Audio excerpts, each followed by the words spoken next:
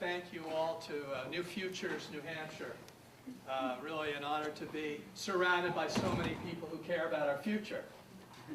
And how appropriate the title of your organization. We want a bright future. We want a future where our young people can grow up and be healthy and realize their full potential. Nothing controversial about that. And we want to give our kids the strongest foundation to become who they're meant to be. That's a terrific mandate for a public health organization. And we also want to prevent the death and disability that comes from mental illness and addiction. And many of you are in this field because of the personal tragedies. Because you have a family member who suffered from a mental illness or an addiction and who died as a result.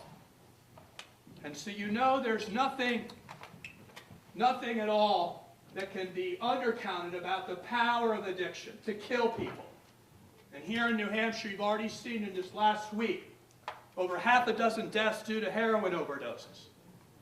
You're seeing an epidemic in northern New England and frankly across this country. This public health epidemic of addiction and mental illness in this country is the elephant in the room. The elephant in the room means that we as a society, just as we as families, do not acknowledge something that is right in front of us. We tiptoe around the elephant. We don't talk about the elephant in the living room. And in my view, that's called denial.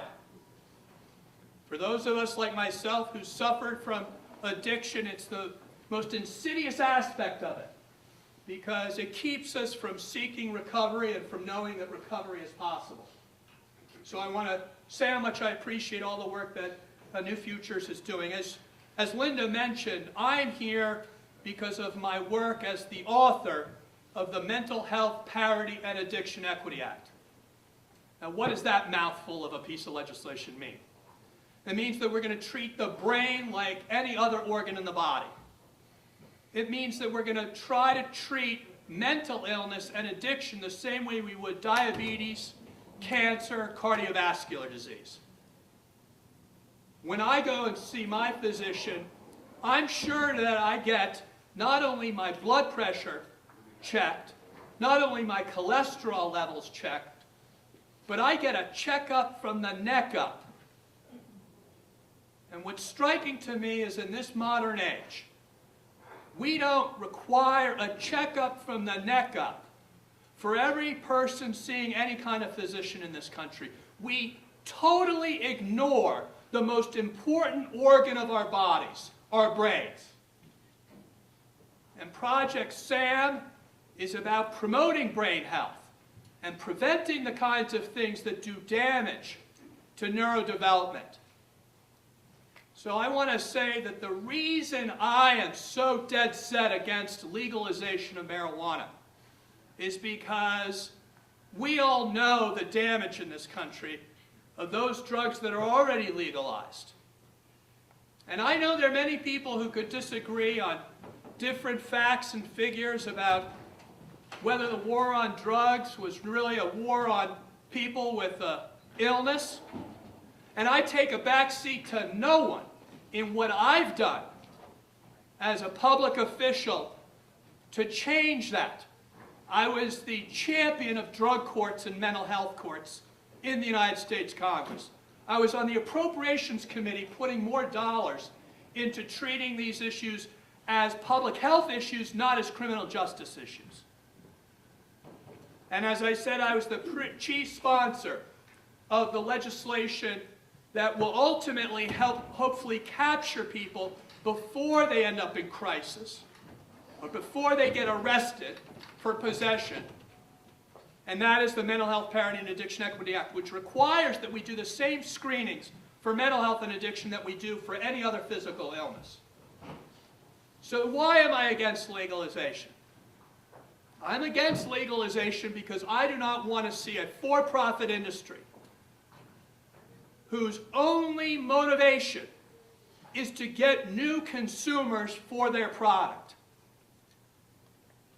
I don't like to see the fact that in this country today, we have now thrown up our hands on our ability to control and regulate the sale of alcohol in our country, such that now it's advertising on TV, there are billboards all over the place, flavored alcohol and advertising and directly targeting our kids.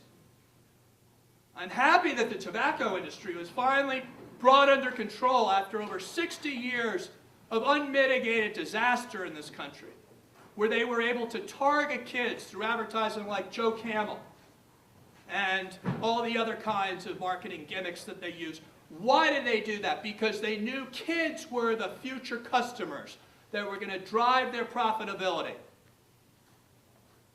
And we know now that the tobacco executives were lying to Congress, were lying to the American people when they said that their product wasn't harmful.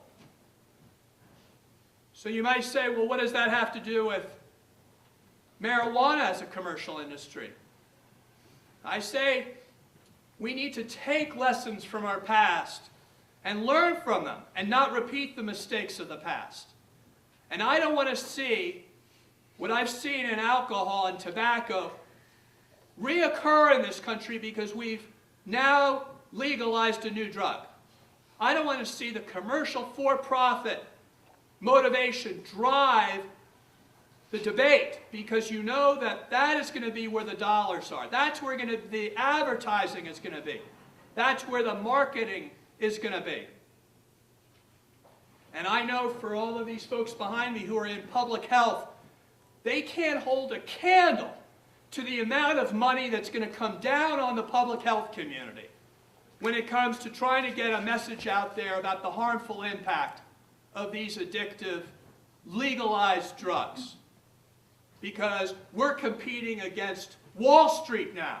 We're competing against big banks who are financing big marijuana.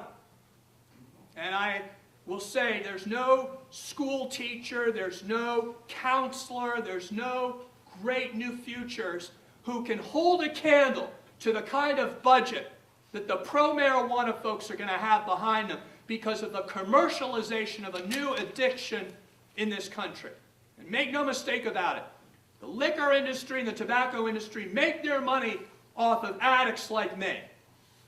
They know that the folks that only drink an occasional glass of wine or a beer are not their market. Their market are people like me who are addicts, alcoholics.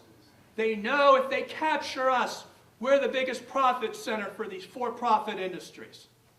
So I cannot be out in this country advocating for the implementation of the law that I authored, the Mental Health Parity and Addiction Equity Act, and sit idly by while the elephant in the room, which is legalization, continues to trample on any reasonable chance for us to better improve the mental health of our future and our country. I believe that we ought to invest in brain science, invest in our children, give our children resiliency training, coping mechanisms to help deal with anxiety and the depression and the stress that our young people are facing today. But as we know, even with medical marijuana, that kids are getting access to marijuana because of the increased availability and accessibility of marijuana. And so if you're an adolescent going through those difficult times of figuring out who you are, dealing with the anxiety and the stress of being a young person, what are you going to do if you have no coping mechanisms? You're going to turn to that smoking a joint, using marijuana, frankly not even smoking it, now you can eat it. When I had the chance to smoke marijuana, I didn't get to smoke much of it because I was an asthmatic. If you turn the clock back and provided me edibles, well, people don't know what these edibles are. With commercialization and legalization of marijuana, we're not talking joints anymore. We're talking pot tarts. We're talking Chiba Chews. We're talking THC soft drinks. We're talking about marijuana brownies and other THC edibles. I don't think anyone has a clue what they're in for with the commercialization of this product. They're all making their decision based upon their own anecdotal evidence, which is, hey, no big deal, smoke a few joints, why are they cracking down on me? That's got nothing to do with it. We're talking about a public health nightmare coming down the road. This marijuana today is nothing like the marijuana of a previous generation. It shouldn't even be called marijuana. It's a THC level that is genetically modified to deliver a potent dose of this drug that no one even, for those who are used to smoking, can even cope with because of it. It is such a transformed drug. So I don't think we should let our guard down. I think we should keep our guard up. And that is why I joined with Kevin Sabet in starting the Smart Approaches to Marijuana, because we need a debate in this country. And that debate is taking place right here in New Hampshire. And I salute all those people who are now hearing this issue here in the State House, because in Colorado and Washington State, they didn't have a chance to have the kind of deliberative process that you're now having now. Furthermore, they didn't have a chance to evaluate all the evidence that's coming in about the impact, the unintended consequences of legalization. So all I would say to New Hampshire is slow down on your road to legalizing marijuana. Take a look at the experience of your friends in Colorado and Washington State. Take a little chance to let that experiment unfold before you start going down a road and consigning the future of New Hampshire young people to increased use. And no one can argue with me on it, because the highest rate of use amongst kids of any drug is alcohol. And why? It's because alcohol is legal and it's accessible and it's available. You do that to marijuana and you're going to see the same rates of use skyrocket amongst our young people like you've seen with alcohol. So let no one confuse you about what the future looks like if you move down this road any further. And again, I want to thank all of those at New Futures for providing an opportunity to really talk about the future the way it needs to be talked about.